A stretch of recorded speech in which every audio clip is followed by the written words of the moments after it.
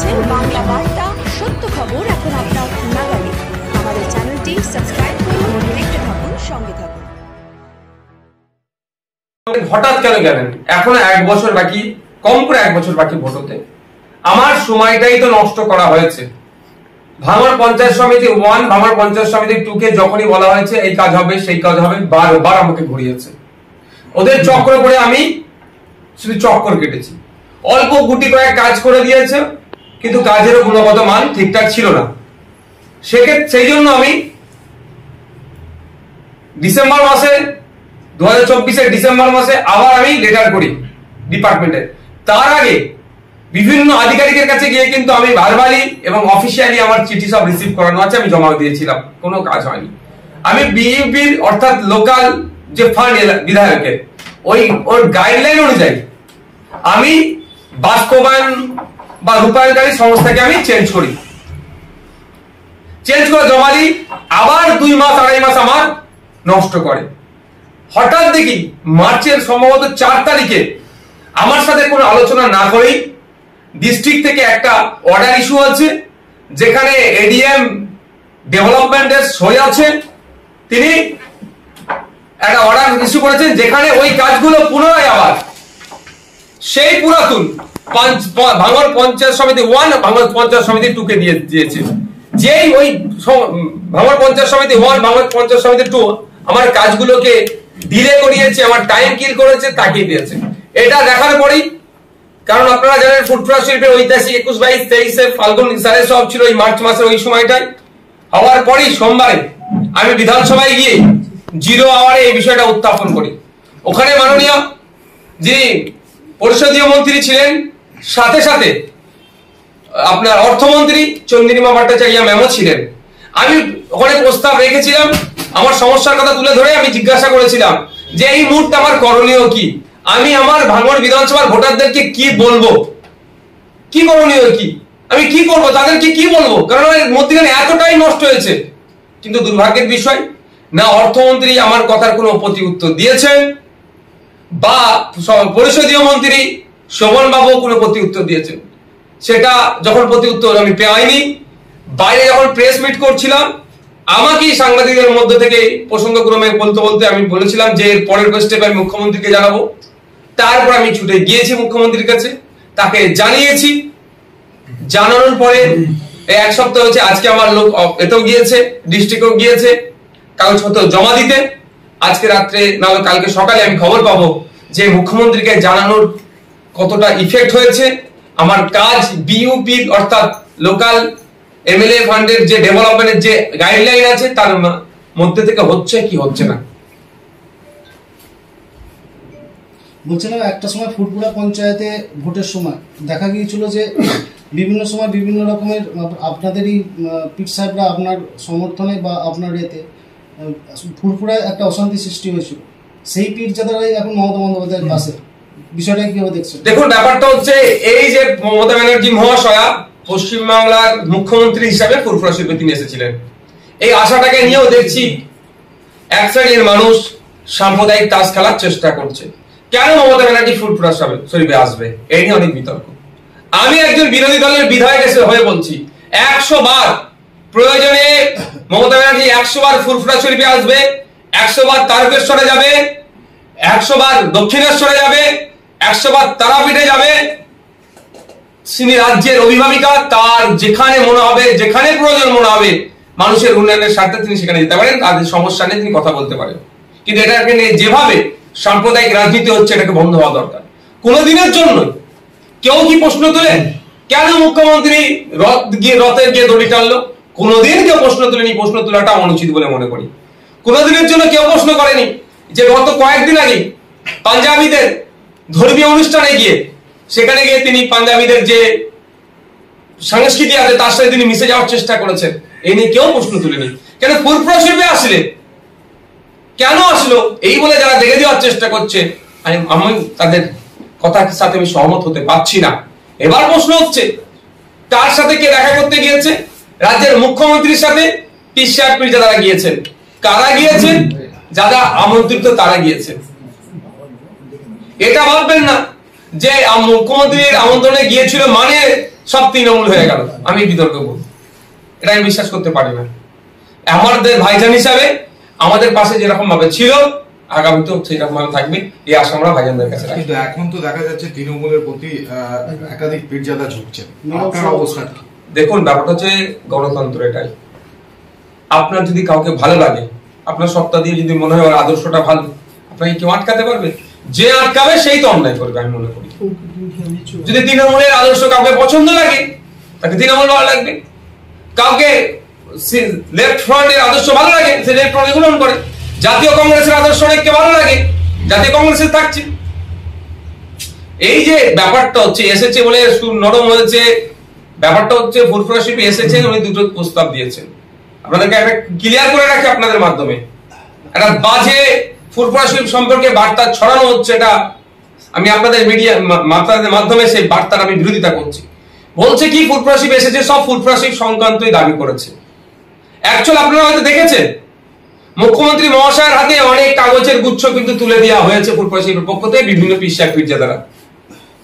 ওখানে বিভিন্ন দাবি দাবা ছিল। ওখানে আমি যতটুকু পরে খবর নিলাম, যারা যারা গিয়েছিল কাগজ দিয়েছেন, কয়েকজনের সাথে কথা বললাম যে আপনারা কি দিয়েছেন, শিক্ষা, স্বাস্থ্য, কর্মসংস্থান সহ মৌলিক অধিকার, সর্বোপরি বাংলায় যেভাবে বাংলার আকাশে কালো মেঘ আসছে, সাম্প্রদায়িক মেঘ ছড়ানোর চেষ্টা করছে, মানে ছেড়ে যাওয়ার চেষ্টা করছে, এটা থেকে পরিত্রাণ পাওয়ার জন্য মুখ্যমন্ত্রীকে বলিষ্ঠ পদক্ষেপ গ্রহণ করতে হবে, সে বার্তা ফুরফুরা শিল্প থেকে লিখিত আকারে দেওয়া হয়েছে। এবার হচ্ছে এই শুধু ফুরফুরা শিল্পের বিষয়টা মুখে কেন হয়েছে, আমি যতটুকু উপলব্ধি করতে পেরেছি, আমিও বিধানসভায় বক্তব্য দিই, সামনে যখন দেখি পাশে যখন দেখি লিডার অফ অপোজিশন আছে বা সামনে মুখ্যমন্ত্রী আছে, বক্তব্যতে কোনো না কোনো ভাবেই যেন লিডার অফ অপোজিশনের নাম চলে আসে, মুখ্যমন্ত্রীর ওপর অ্যাড্রেস হয়ে যায়। ফুরফুরা শিল্পী এসেছে, ফুরফুরা শিল্পের বিষয়ের দাবিটাই সবার কম বেশি মুখ দিয়ে বেরিয়েছে।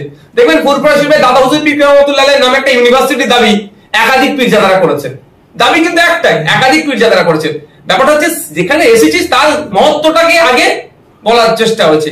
এই নয় যে দাদা হুজুরের নামে বিশ্ববিদ্যালয় চেয়েছে বলে দক্ষিণ চব্বিশ পরগনার প্রত্যন্ত গ্রামের মানুষ শিক্ষা পাবে না, তার দাবিটা করেনি। কোনো দাবির মধ্যে লিখিত দাবি আছে, আমি জিজ্ঞাসা করলাম, পেয়েছি, যে যেভাবে স্কুলগুলো বন্ধ হতে চলেছে এগুলো না বন্ধ হয়। এটাই ফুরফুরা শরীফ। সম্প্রীতির বার্তা এখান থেকে দেওয়া হয়, ঐক্যের বার্তা দেওয়া হয়, শিক্ষার বার্তা দেওয়া হয়, সামাজিক বার্তা দেওয়া হয়। এবং হসপিটাল, যে হসপিটালের কথা হচ্ছে, শুধু এই হসপিটাল নয়, 42টা সুপার স্পেশালিটি হসপিটাল আছে, সেই সমস্ত হসপিটালে অনেক অভাব অভিযোগ, যাতে মানে পর্যাপ্ত পরিমাণে এখানে স্বাস্থ্য পরিষেবার সচল থাকে, তার দাবিও ওই চিঠির মধ্যে দেওয়া আছে, যেটা আমি শুনতে পেলাম। যে কেউ কেউ বলছে আপনার বিরুদ্ধে ফুরফুরা শরীফের কোনো পীরজাদাকে ব্যবহার করা হতে পারে, বলবেন বিষয়টা? দেখো, সিদ্দিকী বলছেন মমতার হাতে আপনার ভাগ্য। মমতার কথা যদি আপনি না শোনেন, তাহলে সেক্ষেত্রে যে আপনি যে ভাঙড় বিধানসভায় দাঁড়িয়েছেন, সেখানে এখানকার কোনো পীরজাদাকে ওখানে আপনার বিরুদ্ধে প্রার্থী করে দেবে। দেখুন, আমি আমার রাজনৈতিক মঞ্চ থেকে কোনো ধর্মীয় শব্দ আমি প্রয়োগ করিনি, কিন্তু আজকে এক ধর্মীয় শব্দ প্রয়োগ করতে বাধ্য হলাম। আমার ভাগ্য আল্লাহর হাতে, আমার ভাগ্য সৃষ্টিকর্তার হাতে, আমি এর বাইরে কিছু বিশ্বাস করি না। তৃণমূল কংগ্রেস কি এবার হচ্ছে চাচাজান, যদি আমার চাচাজান উনি যদি মনে করেন যে কেউ কাউকে আমার বিরুদ্ধে দাঁড় করাবেন, তার নামটা পাবলিক ডোমেইনে দিয়ে দিক না উনি। আর তারপরে কথা হচ্ছে, তারপরে কথাতে আসি, রাজনীতির ময়দানে এসেছি সমাজ ব্যবস্থা পরিবর্তনের জন্য। ক্ষমতা দখল আমাদের স্বপ্ন নয়, আমাদের লক্ষ্য উদ্দেশ্য, আমাদের কার্যকলাপ, ইভেন আজকে পর্যন্ত বিধানসভায় দাঁড়িয়ে হেলথ এবং হেলথ বাজেটের উপরে যে আমি আলোচনা করেছি, সেখানেও লক্ষ্য উদ্দেশ্য একটাই, সমাজ ব্যবস্থা পরিবর্তন হবে কি করে। যেটা রাজ্যের পক্ষ থেকে ভালো কিছু ব্যবস্থা নিয়েছে, সেটাকে আমি স্বাগত জানিয়েছি। আরো ভালোভাবে কি করে করা যায় তা নিয়েও তাদেরকে সাজেস্ট করেছি। সুতরাং কে হারলো, কে আমাকে হারাবে, আমি কাকে হারিয়ে দেব, সময় কথা বলবে। মানুষ যাকে চাইবে সে জিতবে, মানুষই গণতন্ত্রের শেষ কথা। আর এখন আমি গণতান্ত্রিক প্র্যাকটিসটা সব থেকে বেশি করার আমি চেষ্টা করি। সুতরাং এইসব বলে নওশাদ সিদ্দিকীকে বিদ্রোহীও করে তুলতে পারবে না, এই সমস্ত বলে নওশাদ সিদ্দিকীকে ভয় খাইয়ে ঘরেও ঢুকিয়ে দিতে পারবে না।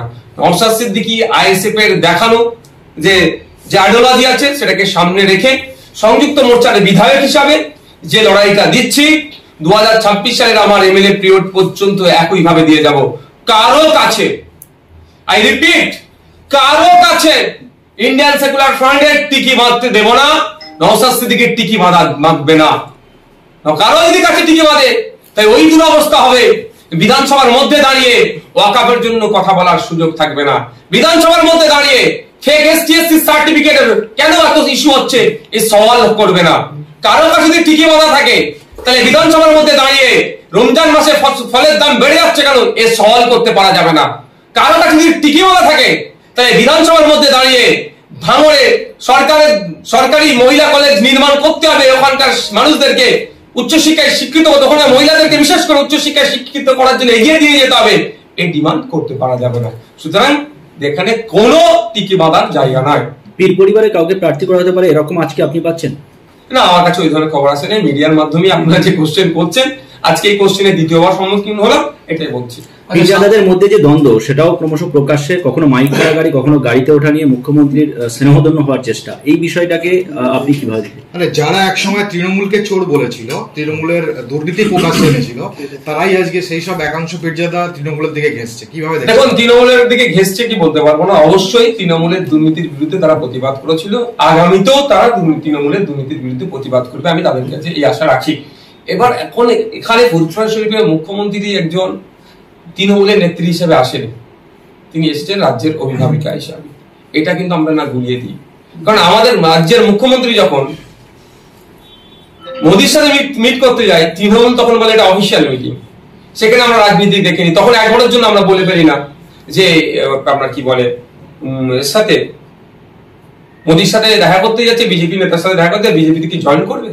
আপনি যেটা বলছেন ওই গাড়িতে ঠেলাঠেলি না কি আর কি বললেন, মাইক গাড়ির মতো স্নেহধন্য হওয়ার চেষ্টা, এরকম যে একটা দেখুন, এটা আমি সত্যি বলছি, আমি ভিডিও দেখিনি, এটা আমি শুনেছি। তো ব্যাপারটা হচ্ছে কিছু ক্ষেত্রে অনেক অতি উৎসাহী হয়ে যায়, এই ধরনের ঘটনা ঘটে থাকে, অতি উৎসাহী হয়ে যাবে। আচ্ছা, 6 থেকে 7 বছর পরে কি মুখ্যমন্ত্রীর কথা মনে পড়লো ফুরফুরা শরীফ আসার জন্য? এই জন্যই তো রাজনৈতিক পাওয়ার অর্জনের কথা, ক্ষমতা অর্জনের কথা পীরজাদা আব্বাস সিদ্দিকী বলেছেন, যে ক্ষমতা অর্জন করলেই বাকি সিস্টেম আপনার কাছে এসে ঝুঁকতে বাধ্য। যতক্ষণ না ক্ষমতা আপনি অর্জন করবেন, বাকি সিস্টেম আপনার কাছে আসবে না।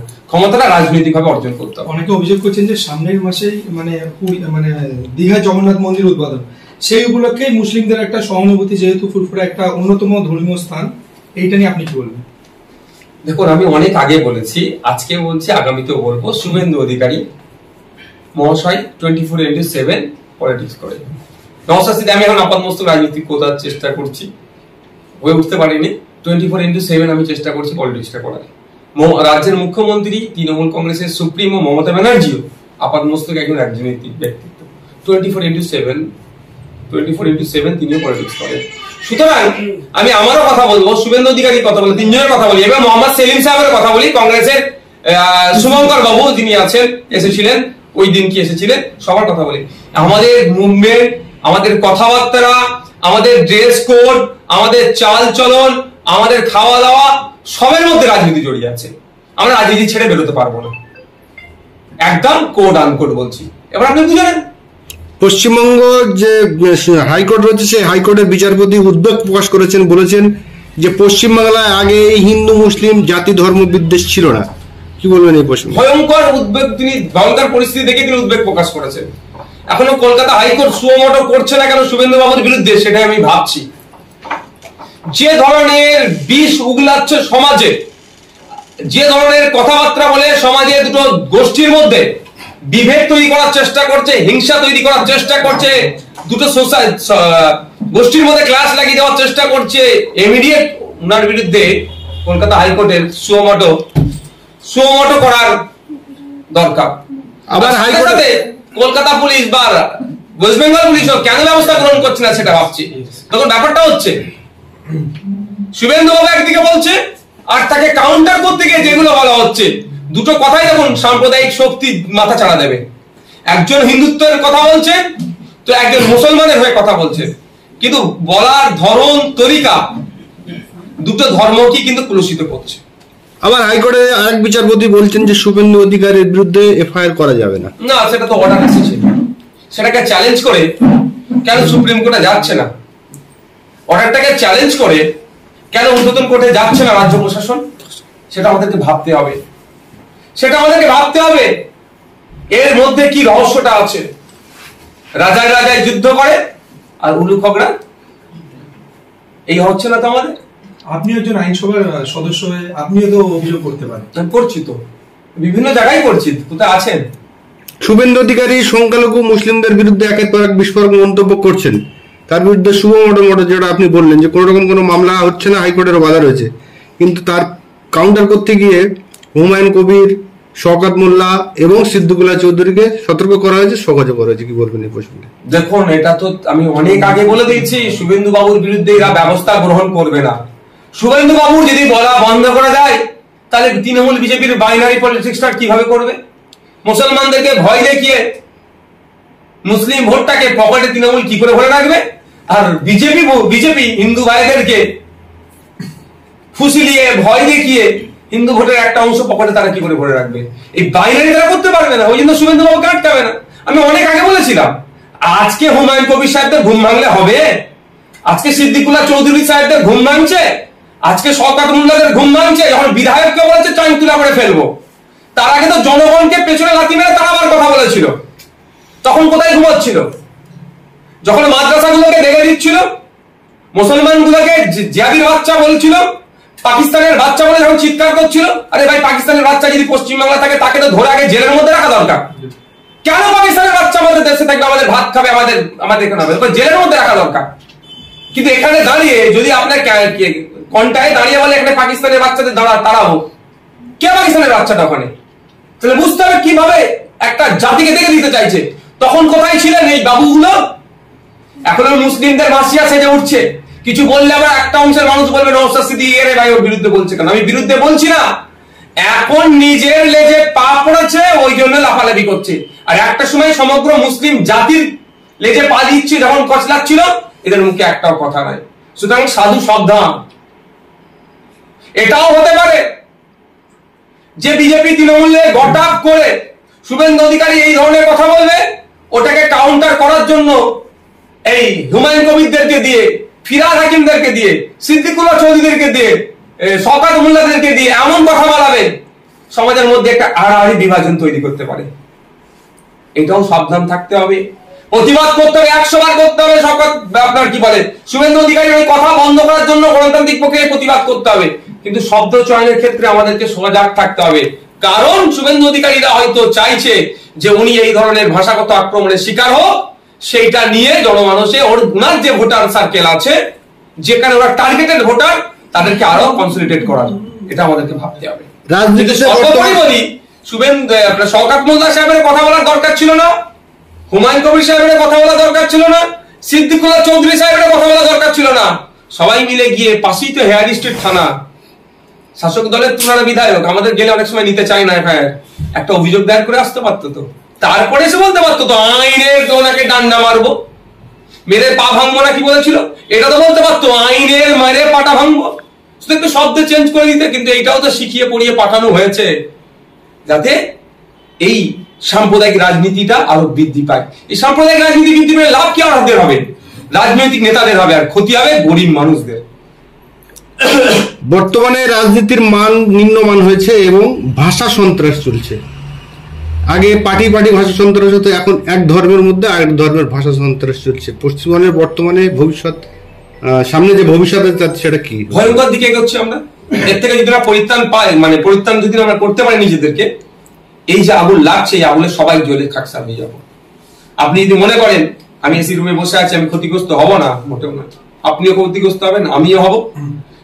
ক্ষতিগ্রস্ত সব থেকে বেশি হবে আপনি যেটা বলছেন ধর্মে মানে ভাষার চালাচালি নিয়ে এই যে বিভিন্ন একটা তৈরির চেষ্টা হচ্ছে, সব থেকে বেশি ক্ষতিগ্রস্ত হবে গরিব মানুষ। সেই গরিব মানুষের মধ্যে ফিরহাদ হাকিম মানে হুমায়ুন কবির সাহেবদের যে ধর্মের পরিচয় তার দলের লোক থাকবে, আপনার শুভেন্দু অধিকারীর যে ধর্মীয় পরিচয় সেই ধর্মের লোক থাকবে, মানে সেই ধর্মের মানুষ থাকবে। ক্ষতিগ্রস্ত হবে গরিব হিন্দু মুসলমান।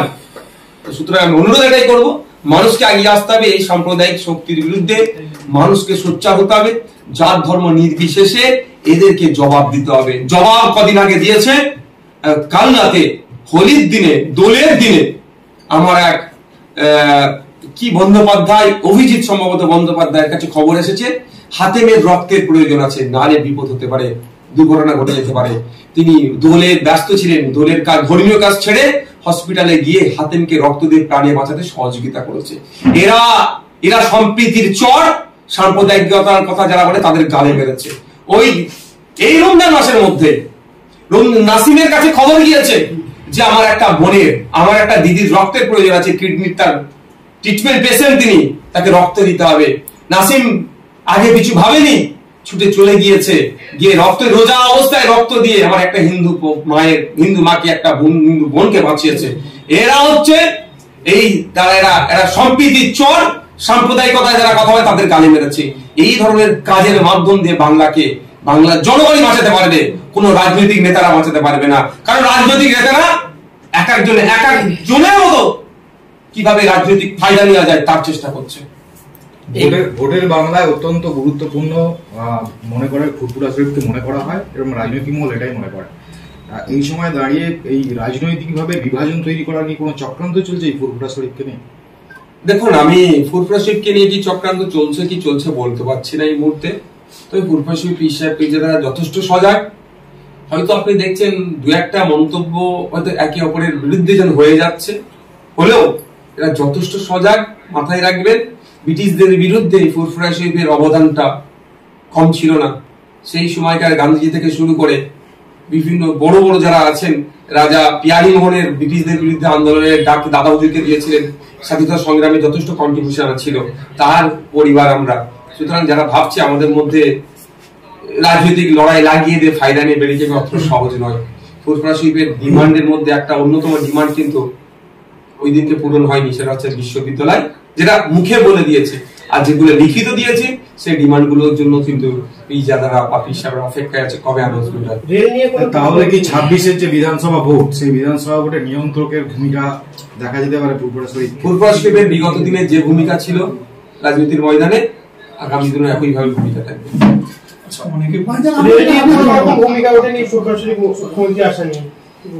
দুর্ভাগ্য আমাদের ভারবালি উঠেনি, কিন্তু রিটার্ন নিশ্চিত ভাবে গিয়েছে। যারা রিটার্ন গিয়েছে তাদেরকে একবার করে জিজ্ঞাসা করুন, তারা সব উত্তর দেবে। আমাদের যিনি এমপি, 4 বারের এমপি, পার্লামেন্টে গিয়ে কতবার কথা বলেছে, অনেক নাটক করেন, অনেক কথা বলেন, অনেক প্রতিবাদ করেন, অনেক কিছু করেন শুনতে পাই। কিন্তু পার্লামেন্টে এই বাজেট সেশনের আগে উত্থাপন করা দরকার ছিল, রেভিনিউ মিনিস্ট্রির কাছে মেনশন করা দরকার ছিল, কলিং মেনশন করা দরকার ছিল, প্রয়োজনে 0 আওয়ারে এটাকে উত্থাপন করা দরকার ছিল। আমরা দাবি করেছি শুধু ডানকুনি থেকে ফুরফুরা শরীফ, বাড়িপাড়া থেকে ফুরফুরা শরীফ, তারকেশ্বর থেকে ফুরফুরা শরীফ রেল লাইন 3টে, ফুরফুরা শরীফকে 3টে rail line, Dankuni two Furfura Sharif, বাড়িপাড়া two Furfura Sharif,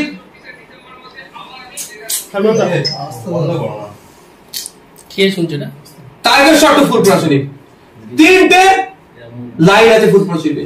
আর আমরা চেয়েছি এটাকে এক্সটেন্ড করে আপনার 8 ফুট পর্যন্ত পৌঁছানো হোক। এই বিষয়টা পার্লামেন্টে একবারের জন্য এই বাজেট সেশনের আগে তুললেন না, এটা বোঝাই যাচ্ছে আমাদের এমপি ফুরফুরা শরীফকে নিয়ে তিনি কতটা মানে চিন্তা ভাবনা কতটা পজিটিভ রাখেন।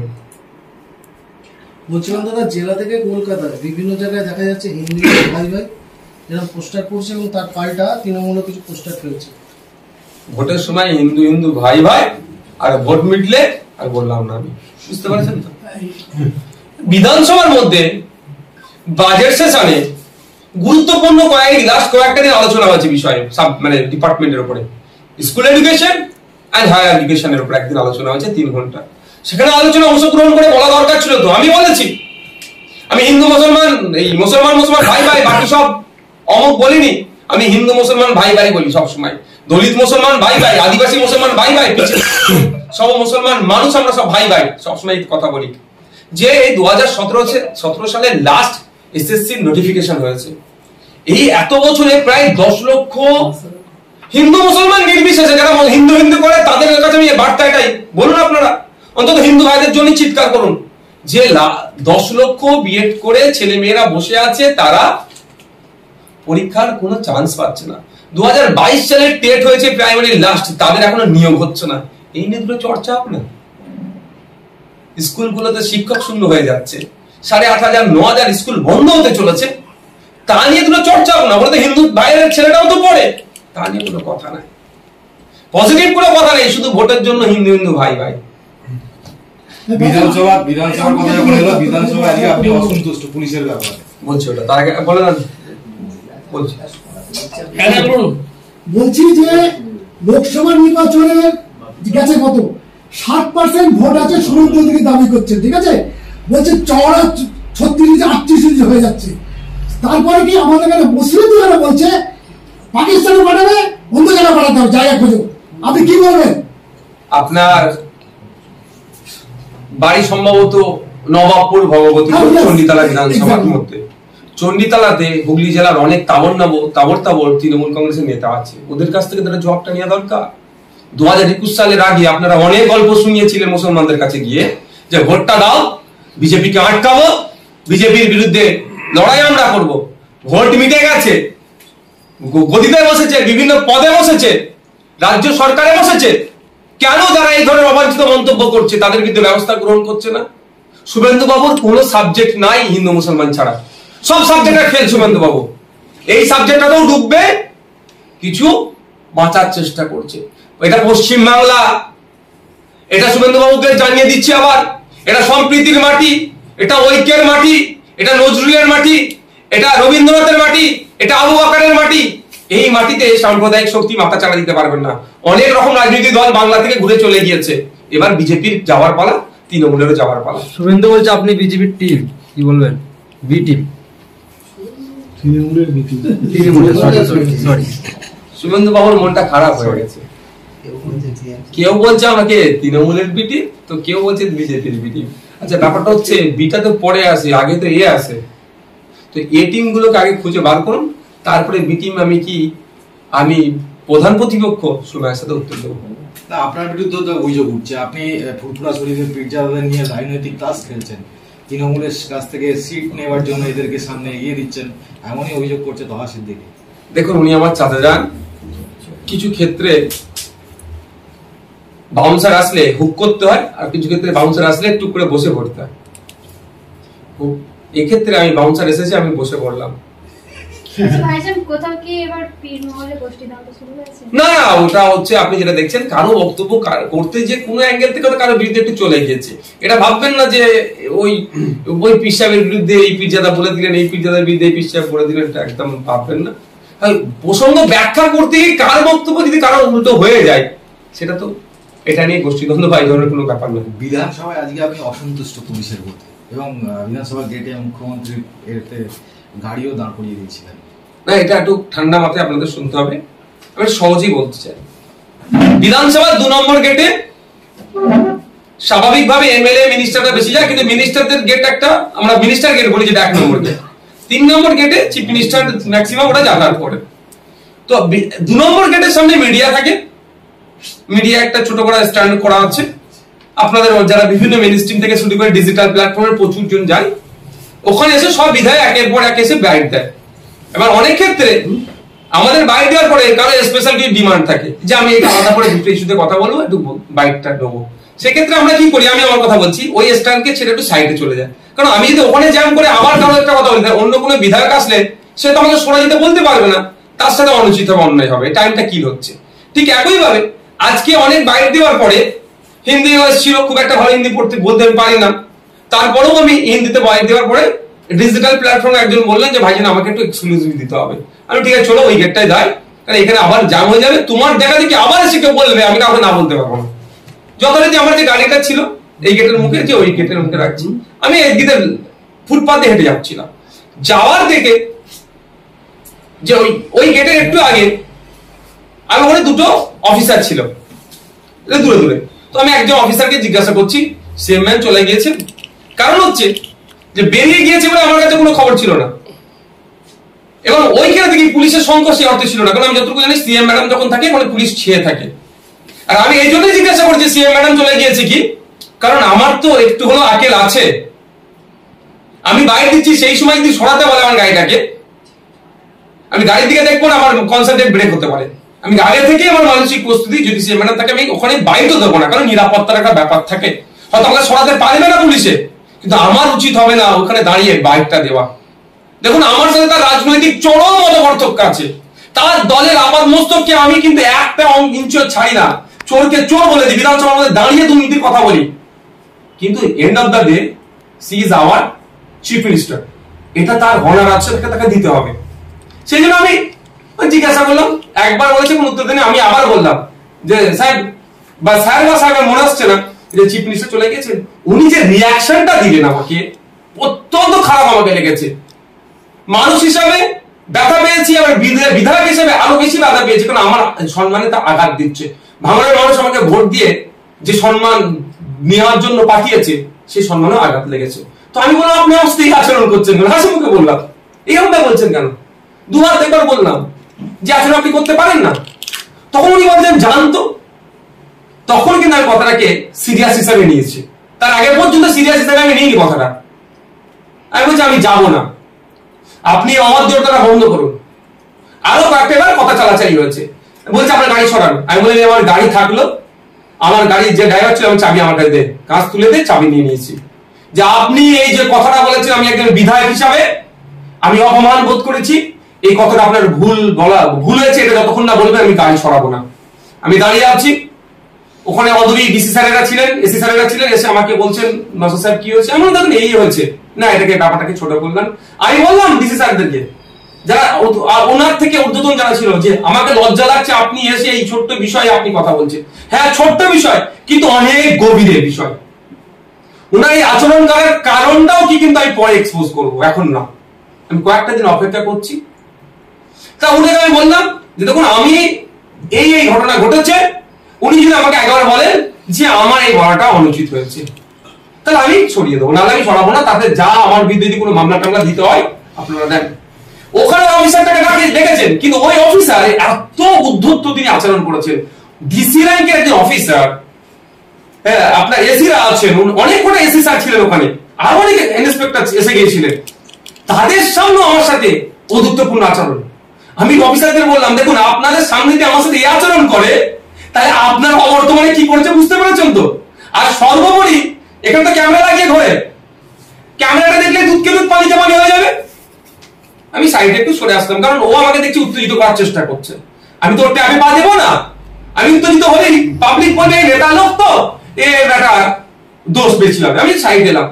এই মুভমেন্টে আরো অফিসার অনেকে আসলো। একজন অফিসার এসে আবার বললো যে কারো বাড়ির সামনে এরকম ভাবে গাড়ি রাখা যায় না। আমি বললাম যদি এটা কারো বাড়ি হয়, এই বাড়ির মালিকও কিন্তু আমি একজন, এর মধ্যে আমার ভাগিদারিত্ব আছে। আমি এরকম ভাবে তাকে উত্তর দিয়েছি, তবে হ্যাঁ সংযুক্ত ভাষাতেই। তারপরে কিছুক্ষণের মধ্যেই দেখি আপনার বিধানসভার 2 নম্বর গেটের ভিতর দিয়ে রাজ্যের মন্ত্রী, বিদ্যুৎ মন্ত্রী অরূপ বিশ্বাস মহাশয় এগিয়ে আসলেন। ভাই কি হয়েছে? আমার ভাই সম্বোধন বলে কথা বলে। এখন দাদা এই ব্যাপার হয়েছে, বলছি বলার আগে এই ব্যাপার বলার আগে শুরু করেছি, বলে একটু ভিতরে চলো। সবই মিডিয়ার লোকজন ছিল, আমি ভিতরে গিয়ে টোটালটা বললাম। উনি শুনে বলুন অফিসারটাকে ডাকো। আমি এটাও বলছি কোট আনকোট, ওই অফিসারটাকে অনেকক্ষণ দেখবেন, আপনারা হয়তো ভিডিও দেখবেন, আমি অনেকক্ষণ ভিতরে গিয়েছিলাম। অফিসারটাকে একাধিকবার ডাকার পরে তিনি এসেছেন। আসার পর আমি দেখেছি যেটা ওনার বডি ল্যাঙ্গুয়েজ, আমি অফিসারটা দেখেছি একজন মিনিস্টার, রাজ্যের একজন মিনিস্টার, তাকে স্যালুটে দেওয়ার যে প্রোটোকল, সেই প্রোটোকল উনি মেনটেন করেনি। উনি আমাকে প্রোটোকল শিখাচ্ছিলেন। মন্ত্রীর সামনে বলছেন, ইনি এসে আমাকে জিজ্ঞাসা করেছে যে সিএম ম্যাডাম আছেন, আমি তো বলতে পারি না, আমি ওনাকে বলেছি প্রোটোকলে বলা যায় না। আমি বললাম এটা আপনার সত্য কথা বললেন? এত তো উনি কথা বলেননি, উনি করে আমাকে করেছেন। তারপরে যখন বিতর্ক ওনার সাথে হয়েছে, তর্ক বিতর্ক, তখন বলেছেন যান চলে যান। আমি বললাম এটা অসত্য কথা বলছে। আমাকে মন্ত্রী মহাশয় বললেন তাহলে একটু হাত মিলিয়ে নাও না। আমি ওনার সাথে কি আমার ঝগড়া হয়েছে নাকি? আমি উনি কি আমার শত্রু যে হাত মিলানোর ব্যাপার? এখানে আমার ডিগনিটি, আমার যে আত্মসম্মানে আঘাত লেগেছে, এটা আমি করতে পারি না। ইন দি মিন টাইম দেখলাম ওদের নজরে পড়লো কলকাতা পুলিশের ট্রাফিকের একটা বড় গাড়ি তোলা গাড়ি নিয়ে চলে আসলো। আমাকে চমকাতে হয়তো, ওসব চমকানো ধমকানো আমাকে দিয়ে হবে? 42 দিন জেল খাটিয়ে সব আমাকে আঘাত শিখিয়ে দিয়েছে। ওসব আমি চমকানো ধমকাতে জানতে চাই না। আমি ভালো হবে গাড়িটা আবার তুলুক। যদি গাড়িটা তুলতো আমি বলছি হেঁটে বাড়ি আসতাম, আমি ওই গাড়িটা আমি উঠতাম না। ভাগ্য ভালো গাড়িটার মধ্যে 1 ইঞ্চি সরাইনি। বাংলার মানুষ আবার উত্তাল হতো, জবাব বাংলার মানুষ চাইতো। ভাগ্যক্রম হয়েছে, বুদ্ধি ওদের সুবুদ্ধির উদয় হয়েছে। সম্ভবত মিনিস্টার স্যারই বারণ করে দিয়েছিল, 1 ইঞ্চি সরাইনি। তা এই কথা বলতে বলতে আমি বললাম দেখুন স্যারও বলি দাদা বলি, আমি দাদাই দেখুন আমাকে যদি আপনি ভালোবেসে এই ফুটপাতে বসতে পারেন, আমি 4 ঘন্টা আপনাকে বসে থাকবো ভালোবাসা দিয়ে। আর যদি আপনি আমার আত্মসম্মানে আঘাত দিয়ে বলতে পারেন আমি আমাকে স্টার জায়গাতে বসাতে বললে আমি 1 সেকেন্ড থাকবো না। আমার সব থেকে বড় আমার আত্মসম্মান।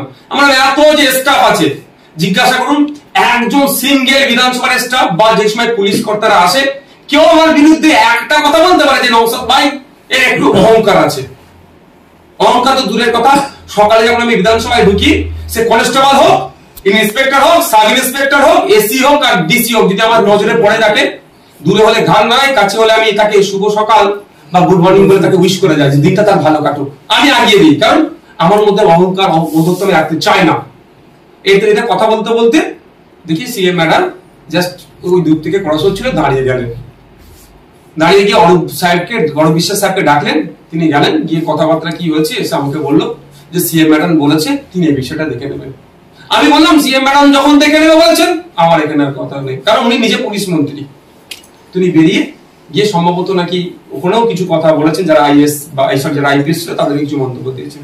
বাইরে আসলাম, এসে মিডিয়ার আপনাদের বক্তব্য চাইলো, দিয়ে আমি ওখান থেকে গাড়ি নিয়ে আমার যেখানে গন্তব্যস্থলে প্রস্থান করলাম। ব্যাপারটা হচ্ছে আমি কিন্তু তারপরে 1 সেকেন্ডের জন্য আমি মিডিয়ার বাইরে যাওয়ার পর থাকিনি, কারণ আমি সিন ক্লিয়ার করার জন্য ওখানে গাড়িটা রাখিনি।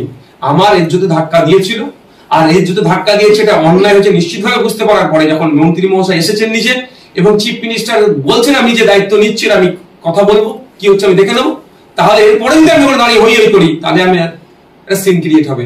আমার আত্মসম্মান আঘাত লেগেছে, আমি সিন ক্রিয়েট ওখানে করতে চাইনি। আমার অধিকারটা আমি বুঝিয়ে দিতে চেয়েছি যে আমার পদটা বাচ্চা ছেলে দেখতে হতে পারে, হতেই পারে, স্বাভাবিক, কিন্তু আমার পদের গুরুত্ব যদি ইন্সপেক্টর বোঝে কিছুই করার নেই। তবে একটা কথা বলে রাখি, আপনারা বলতে পারেন, হয়তো অনেকে বলতে পারে যে নো পার্কিং জোনে গাড়ি রেখেছে, কোথায় নো পার্কিং জোন আমি ভালো জানি বিধানসভার সম্পর্কে।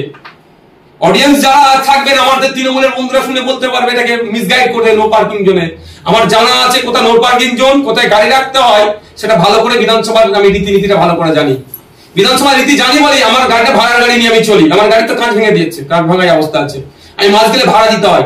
এই ভাড়ার গাড়ি কখন সে নিয়ে নিতে পারে সেই জন্য আমি স্টিকার, যেটা বিধানসভার স্টিকার হয় সেটা লাগাইনি। আর বিধানসভার স্টিকার না লাগিয়ে বিধানসভায় ঢুকানো অনুচিত। হয়তো আমি গেলে ঢুকিয়ে দেবে, কিন্তু আমি এই আইন বহির্ভূত কাজটুকু আমি করি না। সুতরাং আমাকে নো পার্কিং এইসব দিয়ে কেউ না কাউকে মিসগাইড করে সেটাও আমি বলছি। কিন্তু একটা সময় মনে হচ্ছিল পুলিশ কার্যত অসময় হয়ে পড়েছিল আপনার হুঙ্কারে, তাহলে অরূপ বিশ্বাস কি পুলিশকে সাহায্য করতে আপনার সঙ্গে সাক্ষাৎ করলেন? না, আমি সেরকম হুঙ্কার টঙ্কার কিছু দিন। যারা সিনিয়র মোস্ট অফিসিয়াল যারা এসেছিলেন, মানে তাদের পদমর্যাদা যারা সিনিয়র অফিসার এসেছিলেন, তাদের সাথে আমি যথেষ্ট ভালোভাবে কথা বলেছি, তাদের সাথে আমি সুন্দরভাবে কথা বলেছি এবং তারাও আমার সাথে আচরণ করেছে ভালো। কেউ আমার ওই পুলিশ অফিসার ছাড়া অন্য কোন সিঙ্গেল পুলিশ অফিসার আমার সাথে একটা খারাপ শব্দ ব্যবহার করেনি। তবে একটা কথা বলে দিয়ে আপনাদের জ্ঞাতার্থে আপনাদের মাধ্যমে জনগণকে আমি জানাতে চাই, যারা পুলিশের ডিউটি করেন তাদেরকে স্পেশাল ট্রেনিং দেওয়া হয়। এটা বলতে পারে ও বাচ্চাকে ডিউটি করতে করতে ওর মানসিক চাপ বসে গেছিল করেছে, কিন্তু এটা আমি অন্তত বিশ্বাস করব না, কারণ ওদেরকে স্পেশাল ট্রেনিং দেওয়া হয় কি আছে কেমন ভাবে নিজেকে কন্ট্রোল করবে। কারণ ওদের অনেকের হাতে হাতিয়ার থাকে, বড় বড় অস্ত্র থাকে, বন্দুক থাকে, তারা যদি একটু উত্তেজিত হয়ে যায় তাহলে চালিয়ে দেবে, কিন্তু এমন তাদেরকে ট্রেনিং দেওয়া হয় কুল মাইন্ডে থাকে। তাহলে এই অফিসারও ডিউটির চাপে পড়ে আমাকে এই আচরণ করেছে, আমি এটা বিশ্বাস করব না, এটা আমি বলে রাখছি। এই অফিসার ওই অফিসারের মধ্যে নয় তো? বিশ্বাস নেই, আমি দেখেছি, নামটাও নোট করে রেখেছি, ভিডিও আমার কাছে আছে, অফিসারের ডিটেইলসটাও আমি একটু খোঁজ নিচ্ছি। ব্যাকগ্রাউন্ড এর কি এমনটা কেন করলো, আপনি সুস্থ ছিলেন তো, কি ধারণা আছে এখনই আমি বলবো না। আমি যতটুকু অবজার্ভ করতে পেরেছি, আমি যতটুকু ওখান থেকে উপলব্ধি করতে পেরেছি, আমি কয়েকটা দিন অপেক্ষা করব। পুলিশ কি কোথাও নিজের ভূমিকা ভুলে যাচ্ছে? না, দেখুন ওই এক সিঙ্গেল পুলিশ অফিসার যিনি ছিলেন উনি ছাড়া আমার সাথে কেউ খারাপ আচরণ করেনি। বলছি আপনার ভূমিকা নিয়ে প্রশ্ন তুলেছেন আপনার এই ফুটবলের এক পীরজাদা, বলছে যে আপনার বিধায়ক ফান্ডে যদি টাকা আটকে থাকে আপনি তো আইনের কথা বলেন, আইনে মানে আদায় করতে পারতেন, নবান্নে গিয়ে দেখা করার কি দরকার ছিল মুখ্যমন্ত্রীর সঙ্গে? দেখুন একটা কথা বলি, আইনের দ্বারস্থ হতে হবে কি হতে হবে না, আমি তো একজন বিধায়ক, আমি প্র্যাকটিক্যালটা ভালো জানি। আমার বড় ভাইজান যারা এইসবগুলো বা চাচাজান যারা বলছেন, আমি তাদের সাথে তারা অনেক এমপি এমএলএর সাথে বসেন, ঠিক কথা, তাদের দরবারে মুখ্যমন্ত্রী চলে আসে, আমি সামান্য একটা বিধায়ক, তাদের প্রচুর পাওয়ার, কিন্তু কিছু জায়গায় প্র্যাকটিক্যাল ফিল করতে হবে। তো প্র্যাকটিক্যাল ফিল করেছি বলেই আমি ছুটে গিয়েছি। বিধানসভার মধ্যে দাঁড়িয়ে মুখ্যমন্ত্রী জ্ঞান দিয়েছে আমাদেরকে দিয়েছিল যে তোমরা ভালো করে কাজ করো, শাসক বিরোধী কারো কাজে না ডিস্টার্ব হয়, প্রয়োজনে দেখে নেবেন উনি। এই কথাটার গ্রহণযোগ্যতা কতটা ওয়েট সেটাও বাংলার পাবলিককে একটু দেখাতে হবে, এক নম্বর কথা। দ্বিতীয় কথা হচ্ছে, আমি বার হয়ে বলেছি ওখানে, আজকেও বলছি, আমার কাজ যদি না হয় এর পরের স্টেপ গণতান্ত্রিক প্রক্রিয়াতে কোথায় যেতে হবে, সেই পীরজাদা হুজুর যদি আমাকে পার্সোনালি ডাকে, তার আমি ছোট ভাই, তার আমি ভাইপো, তার বাড়িতে গিয়ে তাকে বলে আসতে পারি, আমার নির্দ্বিধায়। আমার ফোন নম্বর আছে, ফোন করতে পারে। তবে ফোন করলে আমি আর মধ্যে কোনো অহংকার নেই, আমি তার বাড়িতে পৌঁছে যাব। মিডিয়ার মাধ্যমে প্রশ্ন, মিডিয়ার মাধ্যমে উত্তর, এ কি আফগানিস্তান থেকে বাংলাদেশে আছি নাকি না ভিন্ন রাজ্যে আছি, এরকম ব্যাপার নয় তো। তার ছোট ভাই তো, সে ডাকলে তার ভাইপো, তো আমি তার জুতো মাথায় নিয়ে ফুরফুরা শরীফ ঘুরবো? এটাই অন ক্যামেরা বলছি। আমার আব্বা জানের শিক্ষা, আমার বড় ভাইজানের শিক্ষা, বড় ভাইজানরা, বড় চাচা জানেরা যদি দাঁড়িয়ে থাকতে বলে তো দাঁড়িয়ে থাকবো, বসে থাকতে বলে বসে থাকতে পারবো। কিন্তু হ্যাঁ, নীতির জায়গায় কিন্তু কোনো কম্প্রোমাইজ করবে না। অ্যাজ এ পীর সাহেব, অ্যাজ এ পীরজাদা, যে হুকুম দেবে, যদি বলে জুতোটা নিয়ে ফুরফুরা শরীফে ঘোড়া মাথায় করে, আমি নিয়ে ঘুরতে প্রস্তুত আছি। তো আমাকে ডাকলেই তো মিলে যায়, জিজ্ঞাসা করে নিতে পারেন। আর আপনার সাথে বৈঠক হলো, তারপরে মুখ্যমন্ত্রী ফুরফুরা এলেন কেন? দেখুন, অনেকে বলেছিলেন অনেক কথা, আর আমি শুরুর দিকে কি বলেছি যে 24/7 পলিটিক্স করে। যেমন তারা তাদের মতো ভাবে বলছে, তার উল্টো যদি কেউ বলে কোনো পীর সাহেব পীরজাদা যে নওশাদকে রাজনৈতিক ভাবে শেষ করার জন্য এসেছে, উত্তরটা কেউ কাটতে পারবে? তবে একটা কথা বলবো, নওশাদের উপস্থিতি অনুপস্থিতি নয়, ফুরফুরা শরীফে যে এসেছে, ফুরফুরা শরীফে এসে পীর সাহেব পীরজাদার সাথে কথা বলেছেন, তাদের লিখিত দাবি নিয়ে গেছেন। আমার দেখা, আমার জ্ঞানে ফুরফুরা মমতা ব্যানার্জিকে আমি 3 বার ফুরফুরা শরীফে আমার দেখলাম, তিনি ক্ষমতার পাওয়ার পরে এসেছেন। 2 বারের থেকে এইবারে আমি বলতে পারি এই ভিজিটটা তিনি তার যে লক্ষ্য উদ্দেশ্য নিয়ে এসেছেন সাকসেস হয়েছে। যে হেভি অংশে পীর সাহেব পীরজাদারা ওখানে পৌঁছেছে, উনি যেটা চেয়েছেন। কেন বলছি চেয়েছেন? কারণ এর আগে স্টেজ থেকে এসে হাত নাড়িয়ে দিয়ে চলে গিয়েছিল, এইবার পীর সাহেবদের মাঝে এসেছে। তবে ওনার সাকসেস আমাদের রাজনৈতিক ভাবে কিছুটা ধাক্কা লেগেছে, তো সেই ধাক্কাকে আমরা পূরণ করে আমাদের প্রতিতে আমরা যাবো। বলছি, মমতার কথাই আপনাকে শুনতে হবে, না হলে কিন্তু আপনার বিরুদ্ধে এবারে ভাঙড়ে আপনার পীর পরিবারের কাউকে জানানো হতে পারে।